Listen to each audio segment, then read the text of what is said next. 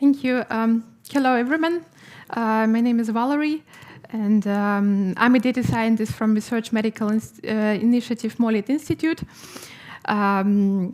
We are located in the south of Germany, state Baden-Württemberg, in Heilbronn.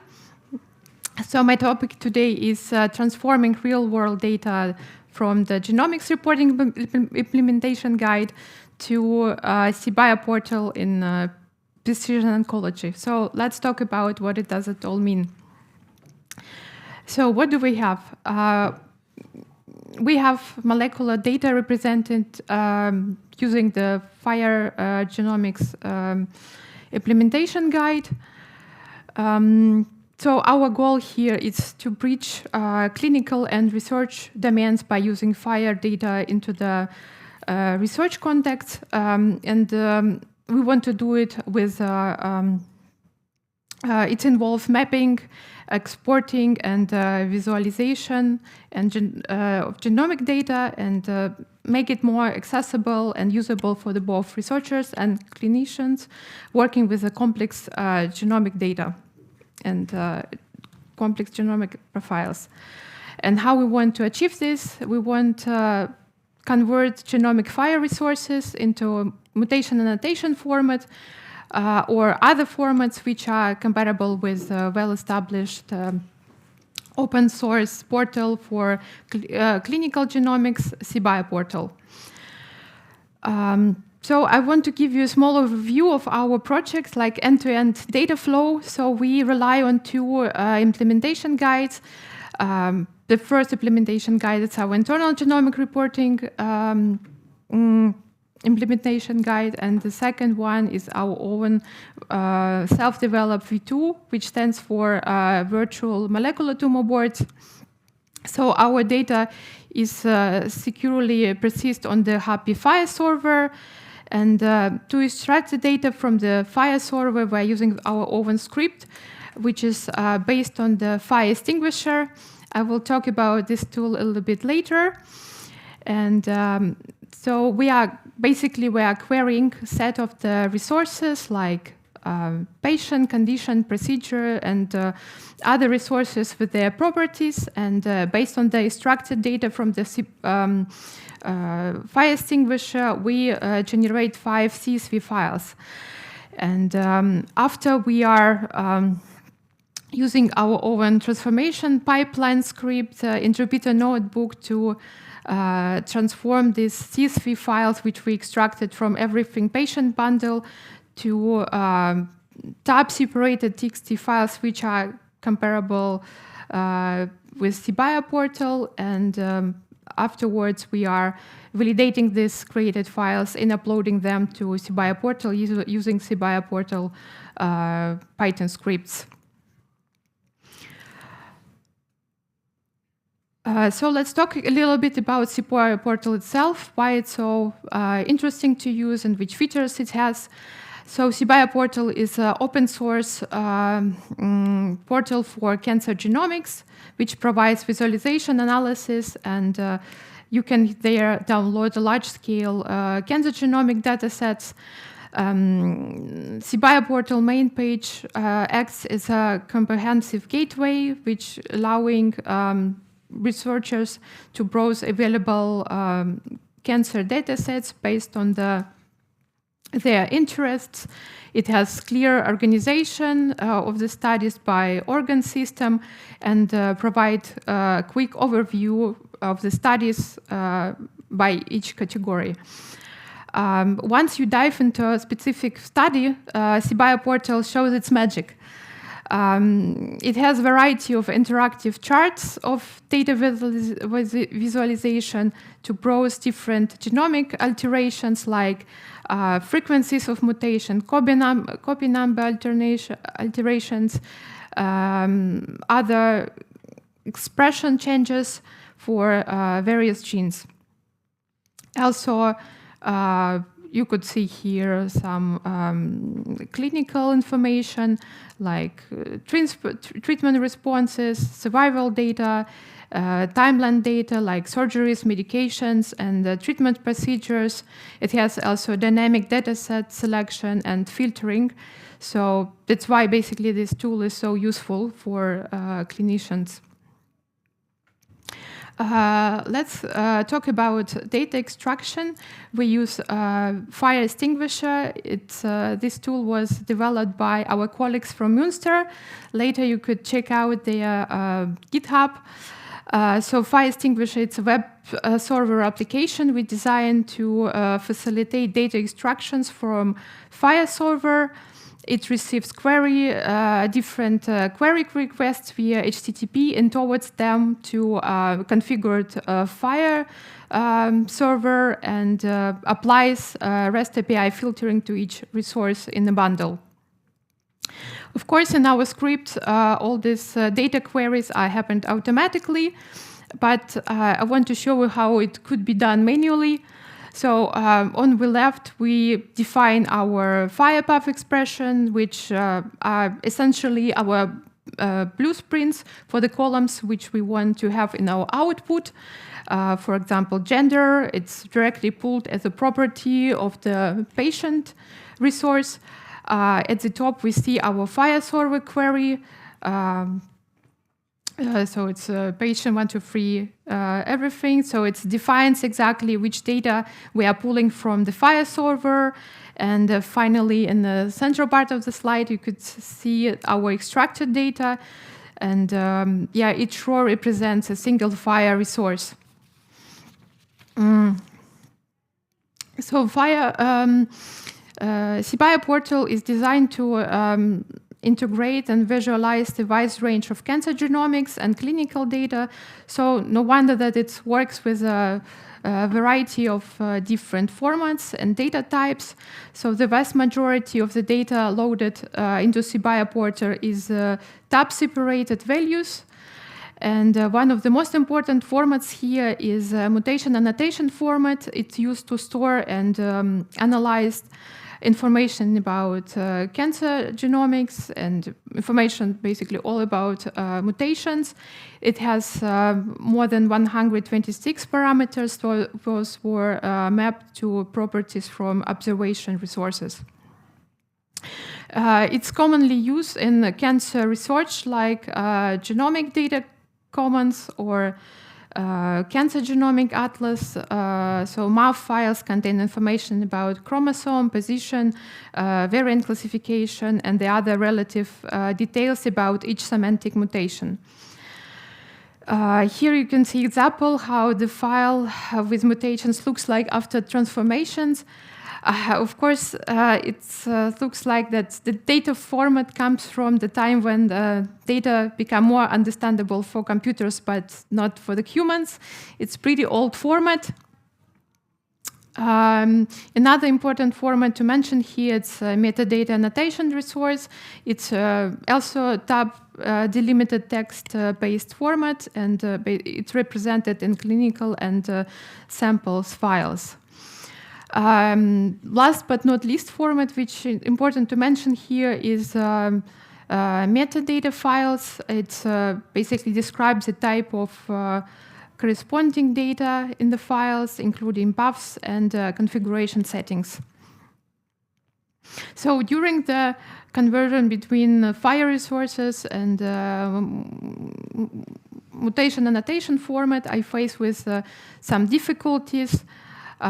Here is some of them. For example, it's a data model mismatch. Like we know that FHIR uses JSON nested resources, and cBioPortal works with flat TXT files. Also, it's terminology and coding system differences. We know that FHIR works with LOINC and ICD-10 codes. Then MAF in this regard can have its own mutation annotation formats. Also good to mention here that we could have data normalization issues, like we have variety representations of the data formats. and units and genomic coordinates, which are represented at FHIR and then mutation annotation format. And cBioPortal works mostly with months and days, so you need to convert all of this data and be able to put it on the timeline to see all the procedures and, so for example, surgeries, everything what happened with the patient during its treatment period. And also we have, of course, incomplete data or missing values. Not all values presented in mutation annotation format can be found in FHIR resources. For this purpose, we can use other base knowledges like my variant in 4. So basically, it's data set about all the variants with mutations, and we could try to fill out necessary information like sDNA position or transcript biotype and feature ID. So our pipeline transform structured clinical and genomic data from the FHIR format or from everything patient bundle to comparable TXT files. And it's not only creates, of course, files, which creates the standardized study, which can be uploaded afterwards to cBioPortal. It also works with dates, as I mentioned already, that cBioPortal use only months and days. So we need to convert all of this information to be able to create the timeline diagram of each patient history. And also, we calculated necessary patient metrics like overall survival or disease survival metrics, which are required by cBioPortal. When we generated our files, of course, we need to went through a validation stage, and it's our boss battle, I would say, because if we talk about FHIR, we have pretty easy REST API validator, where we send our request and it says to us, is the request good or not? But here we face with a strict scripter validator, and sometimes it's not very clear what the problem is. And sometimes you need really went through 10-15 iterations to pass all the steps. It has also a nice validation report, so it helps us to see the errors and verify them. I want to mention here some common validation errors. Basically, all the standards with which cBioPortal is working are represented in a user guide of cBioPortal. But sometimes validator can still fail even if you did everything correctly. So here we could have like format errors, missing headers, wrong separators. For example, cBioPortal recognize only dots as a missing value. So if you have your NA or not a number parameters, you need to know that a validator will fail on these parameters. Also, could be here invalid IDs like samples or patient IDs can be not matched in all the files, as cBioPortal use samples as a centered IDs is because patient data and because of the way how the patient data and molecular data are represented there and organized, and also we can face with annotation problems, for example, unrecognized gene symbols, and again missing fields and encoding problems. After we successfully went through the validator, we have to import our study.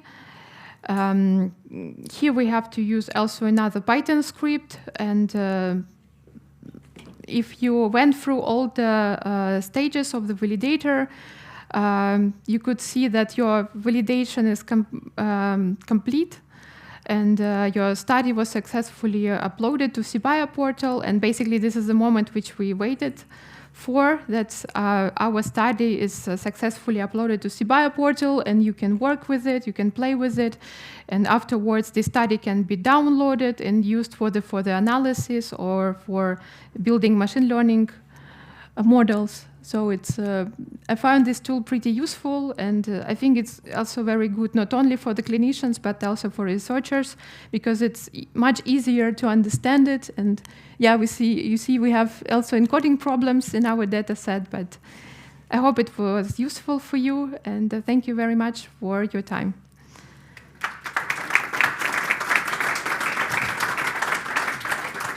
Thank you so much, Valeriya. It was very interesting. Very informative. Do we have questions? I see one over there. What technology is this dashboard built on? And then who maintains like the graphs, the plots, and the tables? Is that something that's like customized? It's basically the open source project from US. And I think there are lots of American universities which are using it. Probably in Europe it's not that well established, but they have their own support system, and the way how the studies are managed there, and how they are organized. Just wanted to add, it's the Memorial Sloan Kettering Cancer Center who maintains cBioPortal. If you want to reach out to them. Yeah. They have their own institute, for it. I see more questions. 1 second. Yeah, a short one. Since your starting point is the implementation guide, the profile definitions, is this? Is this a demonstration or like a proof of concept, or really in action? It's basically proof of concept. Of course, for this study we use semantic data, but basically we can say that if we use the real patient data, we could upload it and basically share this data with other researchers. Because we, in our company, we used our own instance of cBioPortal, but it's available for everyone. You can go there and check all the studies which are uploaded there. Okay. Thanks. So, any more questions? No? All right. So I would also like to encourage you to fill out the feedback. And thanks again, Valeriya, for this nice talk on the cBioPortal. Right. A big round of applause, please. Thank you.